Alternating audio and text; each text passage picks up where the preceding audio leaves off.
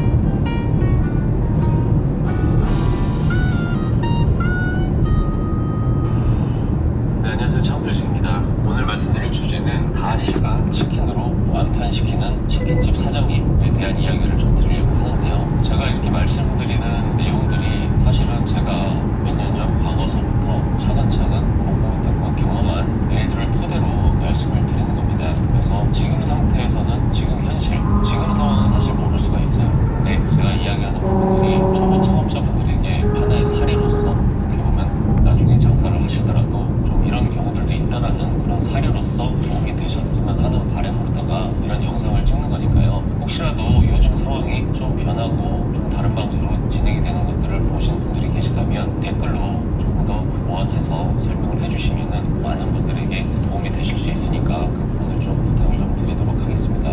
이게 그냥 들으면 좀 황당한 얘기긴 한데요. 실제 이렇게 완판시키는 사장님들이 계십니다. 소형 승합차 한 대로 말이죠. 예전에 송파의 삼전동에 있는 치킨집을 한 번씩 지나곤 하는데 한 번씩 보면은 다마스에다가 치킨을 계속해서 쌓는 거예요. 어디에 쫓기듯이 뭔가 시간이 없다는 듯이 그렇게 급하게 치킨을 튀겨서 담아가지고 계속해서 다마스에 싣고서 어디론가 가시는데 가는 곳은 바로 잠실 야구장입니다. 삼전동에서 잠실 야구장까지는 그래도 한 10분 정도는 가야 되는 어느 정도 거리가 있는 거리거든요. 그래도 이 사장님은 잠실 야구 경기가 있는 날이면 알바 하나 딱 태우고 치킨을 30마리에서 40마리 정도 튀겨가지고 포장을 정성스럽게 해서 잠실 야구장 앞으로 갑니다. 그 안으로 들어가지도 않아요. 그냥 도로에 세우면 사람들이 몰려오게 됩니다. 이렇게 사 먹었던 사람이 그동안에도 꽤 있던 그런 상황이었던 것 같더라고요. 야구장 안에도 물론 파는 곳이 있습니다. 그렇게 야구장 안에서 파는 사실 말도 안 되는, 가서 드셔보신 분은 알겠지만은 우리가 알고 있는 KFC라든지 이런 매장들에서 파는 그런 양도 적은 치킨도 한 10,000원 정도가 넘어요. 지금은 얼마인지 모르겠지만 10,000원이 넘는데 정말 제 입장에서 봤을 때 형편없거든요. 근데 그거보다 평소에 집에서 시켜 먹던 그런 야구장 치킨이 아니라 평소 집에 시켜 먹던 정상적인 치킨을 어떻게 보면 훨씬 더 양질의 치킨이잖아요. 그런 치킨을 15,000원에 파니까 그냥 바로 완판입니다. 2시간 전부터 튀겨놓은 치킨이기 때문에 첫 번째로 튀긴 거는 완전히 누누해졌고 어쨌든 지금 시간이 한 2시간이 지났으면은 어차피 다 식었을 거 아니에요. 그런데 야구장에 놀러 오신 그분들이 누가 그 조금 누누해졌다고 거기에 대해서 불만을 갖겠습니까? 어차피 치맥 한잔 하면서 경기를 즐기러 온 거고요. 야구장 안에서 사실 매점 같은 거 하나 하려면은 어마무시한 수수료, 임대료에 해당하는 그 수수료를 또 감당을 해야 되잖아요. 그래서 음식들이 어떻게 보면 질에 비해서 좀 비싼 편입니다. 어디든지 마찬가지죠. 뭐 유원지라든지 뭐 야구장 같은 그런 특별한 행사장 같은 경우는 아무래도 손님들이 많이 모이고 하기 때문에 수수료가 비싸기 때문에 그 비싼 수수료만큼 여보세요? 어떻게 보면 좀 가성비가 좀 떨어지는 음식들이 네. 나올 수밖에 없는 시스템이잖아요. 물론 그렇게 네.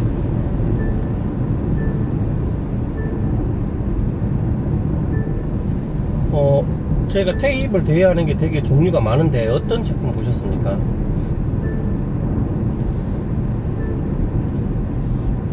보통 편도 한 5,000원에서 10,000원 정도 나옵니다.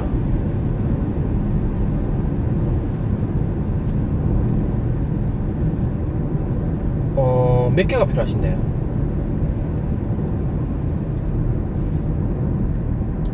그러면 개당 5,000원에서 10,000원입니다. 그거는 묶음 배송이 안 되고 수량이 어느 정도 되면 저희가 그 화물로 보내드리면 그거는 저렴하게 할 수 있는데 뭐 2개, 3개는 소량이지 않습니까? 그렇기 때문에 예. 지역이 몇 군데가 되는데 그거는 뭐 나누어져 있습니다. 근데 서울 지역에는 없습니다. 네, 없습니다. 네.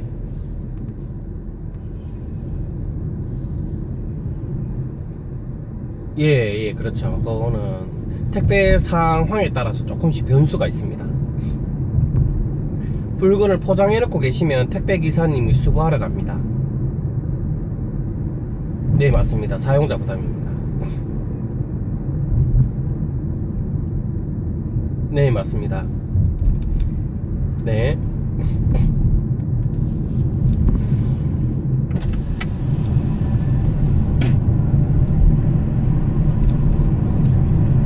야구장 안에 이렇게 들어가신 그 사장님들한테는 어떻게 보면 좀 제가 이야기하는 부분이 죄송스럽고 억울한 부분이 있을 수는 있습니다. 그런데 진짜 중요한 거는 이 치킨집 사장님은 그래도 야구 경기가 언제 몇 시에 하는지를 그것까지 달달 외우면서 자신의 상권을 확장시키신 거죠. 자신의 상권을 확장시키는 거, 이게 바로 포인트인데요. 저희 회사 동네에 사실 오래된 해장국집이 하나 있습니다. 해장국 종류 중에서 조금 특이한데 제첩국하고 다슬기, 올갱이라고 하는 다슬기 해장국을 파는 그런 거를 전문으로 하는 그런 집인데 제법 단골이 쌓여가지고 사실 언제가 안 된지 꾸준하게 손님들이 있는 곳이에요. 저도 위가 좀 안 좋다 보니까 술 많이 먹어서 불편할 때는 아니 뭐 올갱이 해장국이 속 편하게 하고 좋거든요. 다른 고기 해장국보다는 좀 가볍기 때문에 저도 단골로 가는 곳입니다. 이 다슬기 해장국이라는 게 사실 원재료도 구하기 좀 힘든 종목인데다가 다른 해장국집들보다도 좀 어느 정도 희소성이 있잖아요. 그래서 속풀이가 필요할 때 저도 조금 걸어가야 되는 거지만 그래도 거기를 좀 이용하긴 하는데, 그런데 해장국을 얘기하려는 게 아니고요. 올 여름 들어서 처음 보는 냉면 전문 배달집을 제가 보게 됐습니다. 사무실 현관문에 새롭게 보는 냉면 배달 스티커가 붙어 있는 거예요. 물냉면, 비냉면, 또 똑같이 7,000원, 그리고 배달비는 무료. 이게 되게 임팩트가 있는 게, 사실 저도 냉면이 제대로 먹고 싶으면은 맛집을 알고 있기 때문에 뭐 평양냉면이든지 뭐 함흥냉면이든지 뭐 칡냉면이라든지 뭐 제대로 하는 집 가서 먹습니다. 저도 냉면 좋아하니까. 제대로 얇고 쫄깃한 면을 찾아가지고 직접 면을 매장에서 뽑고 소고기 양지가 아주 부드러운 그런 한 그릇을 1만 원 이상 주고도 먹으러 간단 말이에요. 뭐 회무침이라도 얹어주게 되면 뭐 13,000원, 14,000원도 주고 나온 적이 있는데, 근데 평소에 그냥 냉면 한 그릇 먹는데 그렇게 맛집 냉면을 원하는 건 아니잖아요. 그냥 식대값이 7,000원이 책정돼 있으니까 7,000원에 맞춰서 시원하게 먹을 수 있으면 그게 사실 장땡인 거죠. 거기다 어.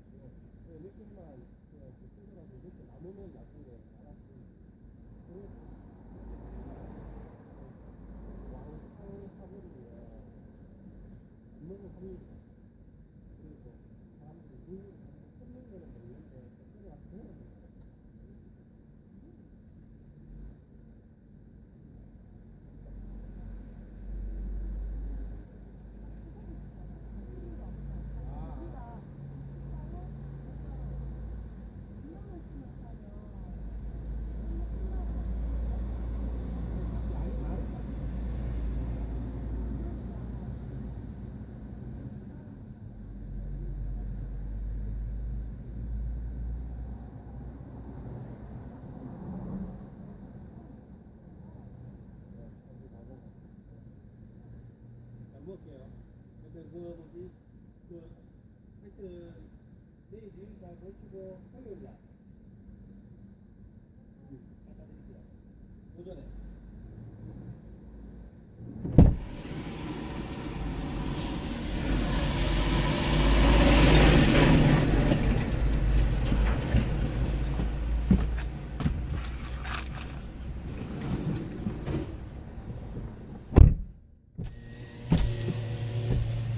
갑니다. 알겠어요. 수고해요. 초콜릿 고마워. 가요.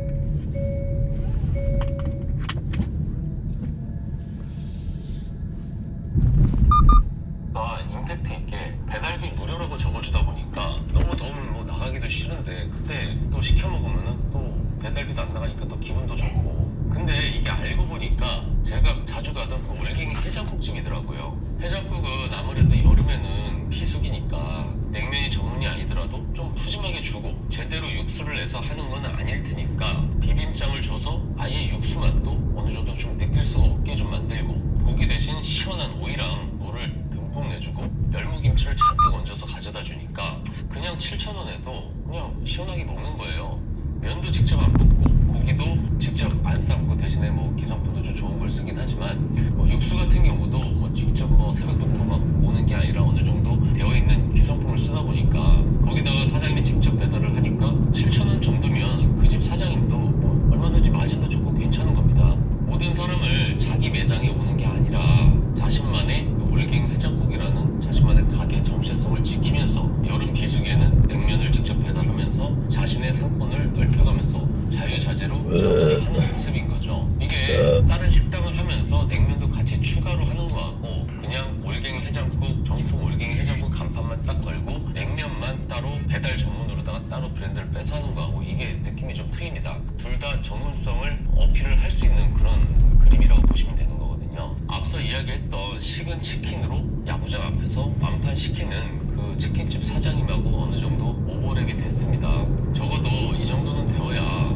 어떻게 보면 자생력 있는 진정한 사장님이라고 이야기할 수 있지 않을까요? 그냥 앉아서 장사 안 된다고 무조건 환경 탓, 사람 탓, 그 모든 남의 탓으로 일관하는 그런 분들이 요즘 너무 많다 보니까 이렇게라도 한번 영상을 남겨봅니다. 어려운 건 어려운 거고 사람이 일단 살아야 되잖아요. 지친 마음도 이해하지만 그래도 지금처럼 어려운 상황에서는 일단은 버티는 게 중요해요.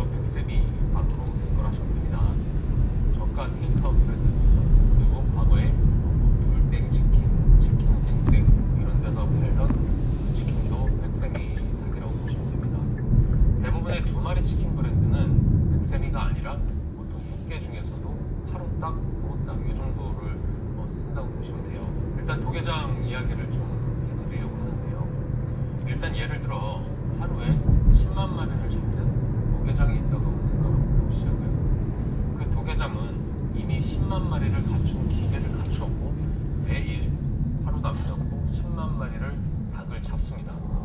그래서 직원들도 거기에 맞춰놓고 시스템도 그렇게 맞춰놓고 10만 마리를 계속해서 생산을 하게 되는 거죠. 도계장은 닭을 공급을 하는데 보통 하루에 일단 좀 많이 가져가는 데들을 큰 상인이라고 불러요. 대상이라고 불러요. 뭐 예를 들면 10만 마리를 잡는 곳이 있다면 2만 마리에서 3만 마리를 소화를 시켜주는